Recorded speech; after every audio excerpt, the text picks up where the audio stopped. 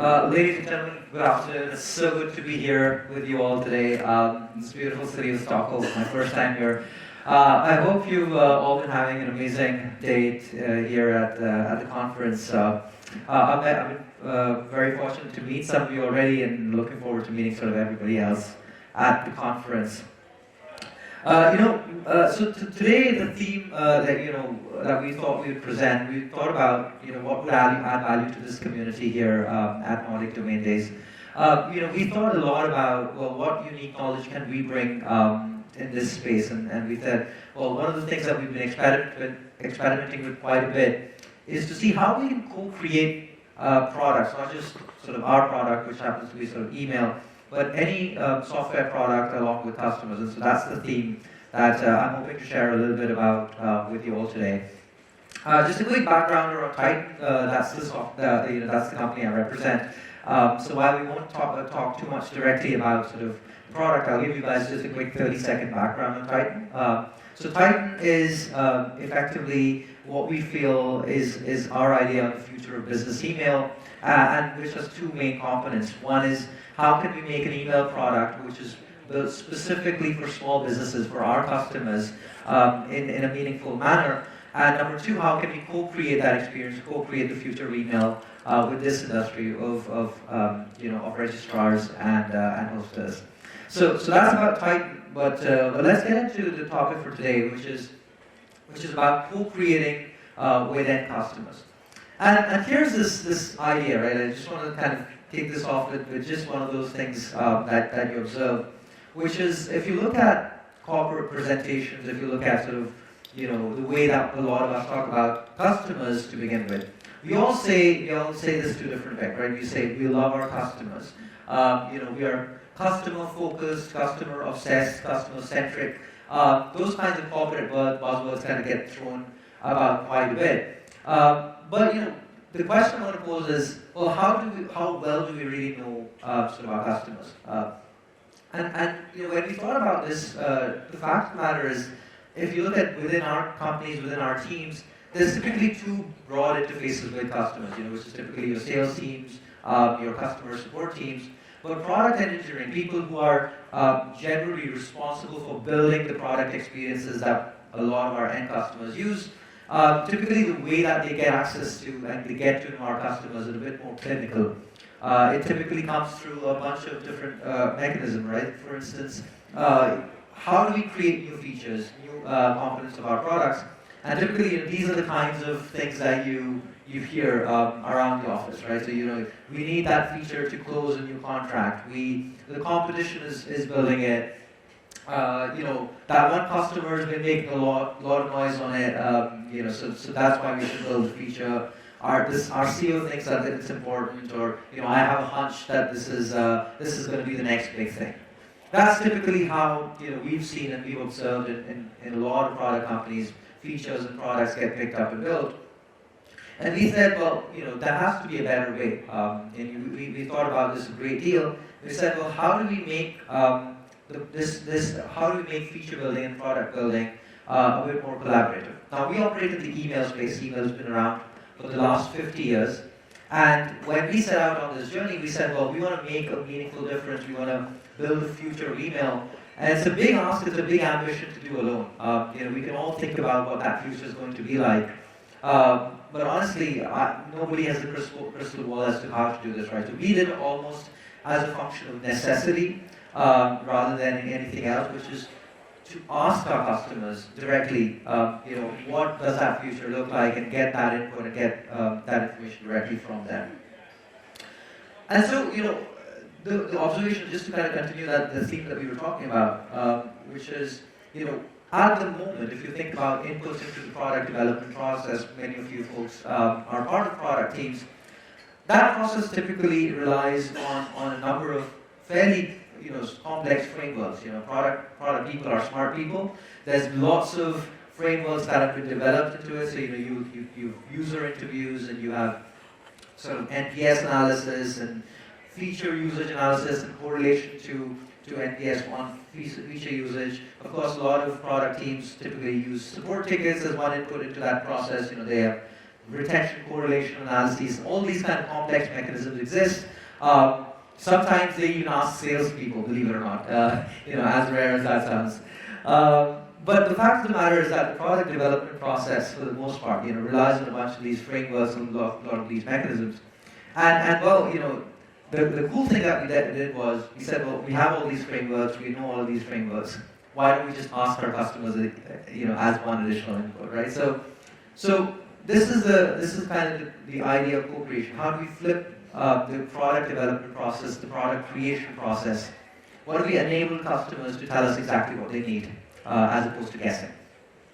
And how do we do it? With structure, with prioritization, with transparency, and we assimilate all of these other mechanisms, whether it's support tickets, whether it's sales feedback, all of these things into a single place. And so what I want to share today is just a little bit about what our experience with building that process has been like. So this is the vision, right? Folks, this is the grand vision, making customers first-class citizens in the product roadmap. So giving them a dedicated pipeline and building against that pipeline with sort of transparency, with speed, and ultimately optimizing for the end customer. And so to do this right, what we've identified is effectively there's three parts to this framework, to getting products right and building them with our customers.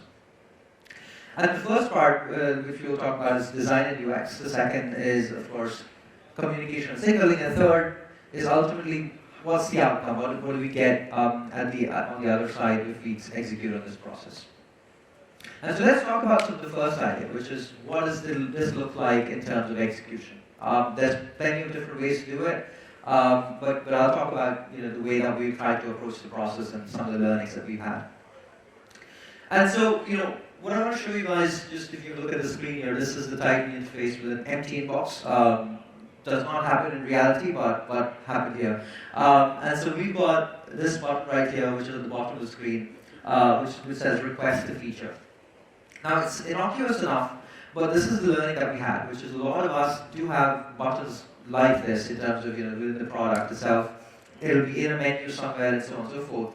Well, we made the explicit choice to put it in front of the user all times. And the fact of the matter is, the learning that we had was that inspiration has no schedule. It strikes at any possible time.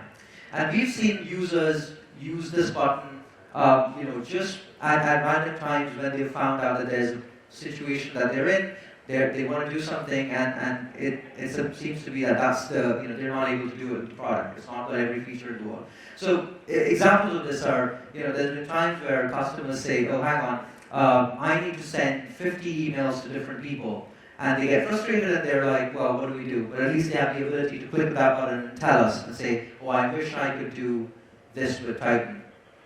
And so that's kind of the first learning, which is that button being over there is part B. It's a signaling mechanism in one way or another. It also tells your customers, hang on, if I do need at any future stage something, I have the ability and I have the product team, the product company cares enough to ask me what I need for features. And that's kind of the second signaling mechanism that we've seen come through. And it's come through in terms of feedback, it's come through in terms of reviews and so on and so forth as well.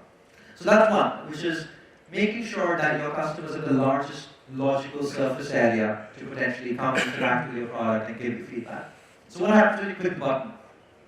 What we built out, and this is just an integration we've done. There's plenty of great tools out there which now do this for you. So I'm not advocating that you go out there and build another tool for it. But what we've gone and done out there is effectively create a public product roadmap for all of our end customers to see, for them to interact with, to upvote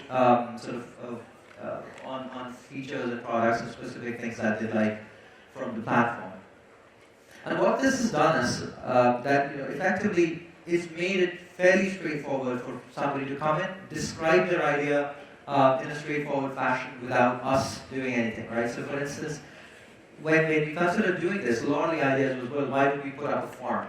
Or why don't we get people to click out radio buttons and things like that? And ultimately we found the most effective way of doing this was simply describe what you like. Leave it to the rest of the team, leave it to our support team and our product team to organize and merge and so on and so forth. Let people come in, put in their ideas, and then upvote on the ones that they have. Another cool thing that this software does, by the way, is called Canny. That's the software that we use, but there's lots of great software out there that you can integrate into your products and offerings to do this. If you type in, let's say I want multiple email forwards or something, and somebody's already requested that feature, then it just shows up in search as opposed to you adding your own whole idea against it. So this is kind of step 2, right? And what we've seen is this again gets mentioned quite a bit in reviews, gets mentioned quite a bit when it comes to sort of people, raising support tickets, to the extent that sometimes they say, well, I've asked for this feature, when is it coming? And that for us is definitely better than somebody saying, oh guys, these guys don't have that feature. Number 3, this is again just kind of the same sort of interface, but now in a roadmap format. So our customers at any point, you guys can see a bunch of features are in progress, and so customers get to say, okay, hang on, I really need email groups or external mailing lists and things like that. It gives users a certain amount of sort of confidence that, hey, I can't do this today with the product, but this is coming and it's coming soon. And typically, if you click into it, as you will see in this example, our product team will typically go in, reply to the customer's comment, and then say, oh, hang on, we guys, we're picking this up, this is how we're building it. And so you have a certain amount of predictability into when that feature is coming and so on and so forth. I want to talk also about sort of product inspiration. Look, at the end of the day, everybody's got great ideas on what the product is, what it can be, and so on and so forth. But not every single idea is pure gold.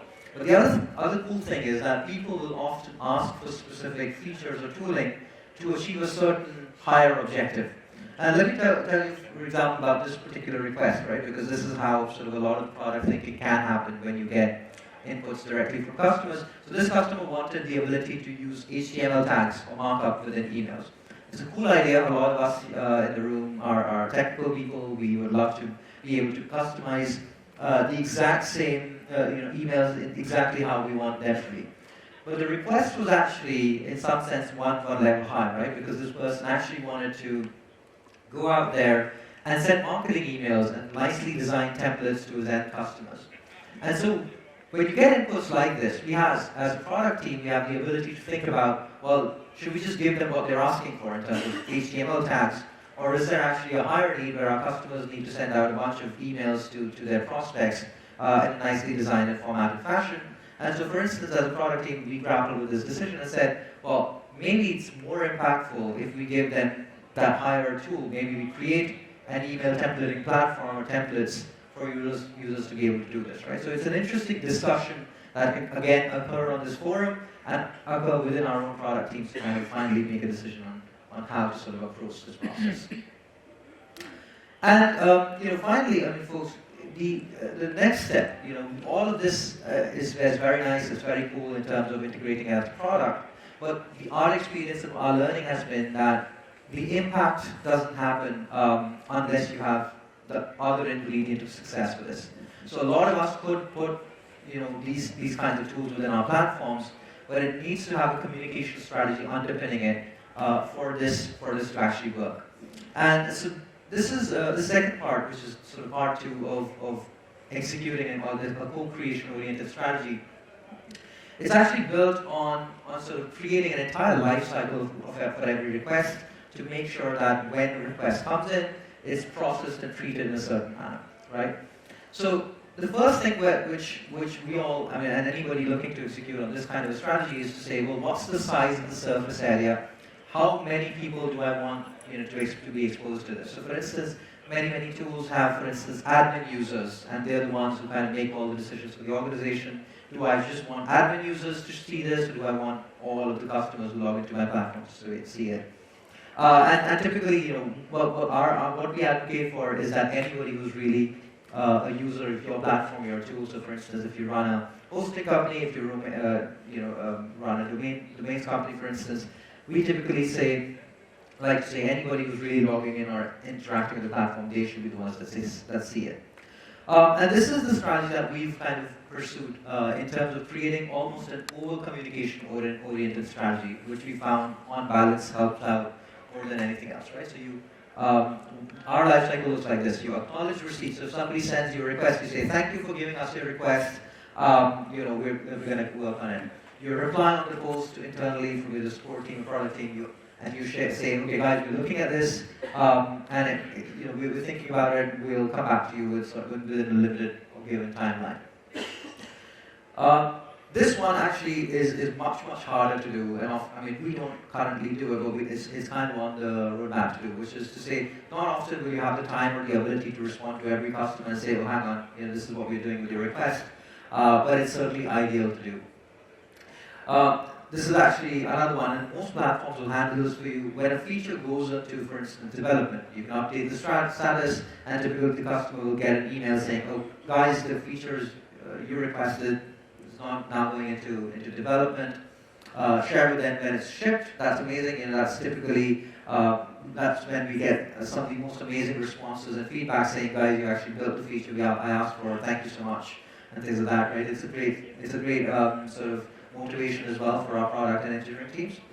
And then finally, get feedback. You've built the feature, you built the thing that your customer asked for. Is it what they needed? Is it solving the jobs to be done for them as well?